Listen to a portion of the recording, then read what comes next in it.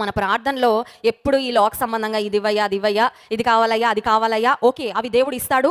పరలోకపు తండ్రి ఏమైనా మనం ఆయన అడగచ్చు, ఆయన చిత్తానుసారంగా దయచేసేవాడు. అయితే వాటితో పాటు ప్రాముఖ్యంగా ఆత్మీయంగా నేను బలంగా ఉండాలి ప్రభా, నీ కొరకు జీవించాలయ్యా, నిన్ను గురించి కొంతమందికైనా ప్రకటించాలి ప్రభా, ఈ లోకంలో నీ కొరకు సాక్షిగా జీవించాలి అనే ప్రార్థన కూడా ఖచ్చితంగా మన అనుదిన ప్రార్థనలో భాగం అవ్వాలి. హల్లెలూయా.